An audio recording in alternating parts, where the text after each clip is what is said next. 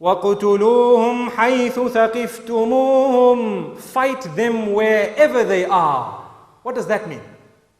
That means that at the time of Rasulullah sallallahu alaihi wasallam, they were not allowed to fight and retaliate. They were beaten and they were slaughtered and they were persecuted to a great degree. And Allah subhanahu wa ta'ala did not permit them to retaliate. Until one day, Allah subhanahu wa ta'ala revealed verses to say, now you may fight them wherever they are, because they have fought you. And Allah mentions verses that we read tonight regarding the battle of Badr and the battle of Uhud and various other battles that took place. Remember, these verses are not instructions for me and you today. They are records of history that are mentioned in the Quran, whereby we can learn examples from. So you find some non-Muslims pick up the Quran and they say this Quran preaches terrorism. No, the Quran is the furthest away from terrorism, but they have not understood the Quran. The Quran has verses of history where history is recorded. They translate it as though those are commands for me and you. Nay, they are not commands. When Allah says, fight those who have fought you, He has addressed it to those people at the time, Rasulullah sallallahu alayhi wasallam and them.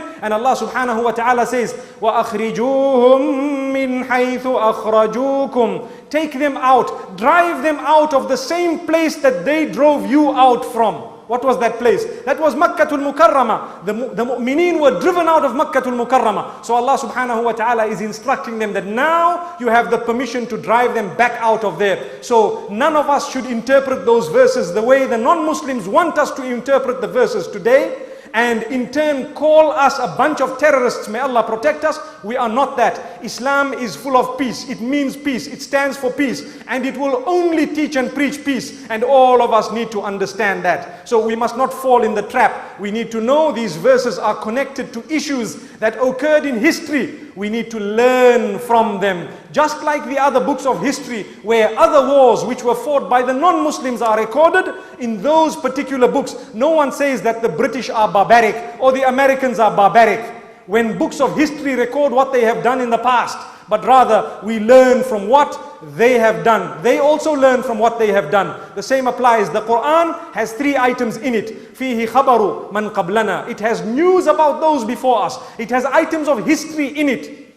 وَفِيهِ نَبَأُ مَا يَكُونُ بَعْدَنَا. And it has news and prophecies of what is going to come in the future. And it has حُكْمُ مَا بَيْنَنَا. It has laws and regulations governing how we shall lead our own lives and judging between us. Those are the 3 types of verses in the Quran. So the verses we have read today, they applied at the time of Rasulullah sallallahu alaihi wasallam, and they definitely serve as a lesson for all of us. But let's not misunderstand it. When someone comes to the layman as a Muslim, a non-Muslim shows you the Quran and says, you know, look at these verses. They are telling you, go and fight the kuffar. No, those verses are addressing Rasulullah sallallahu alayhi wasallam and those people at that time. There are reasons of revelation behind these verses. May Allah subhanahu wa ta'ala grant us understanding, and I hope and I pray that everyone here has a clear mind that Islam is definitely only that which promotes peace.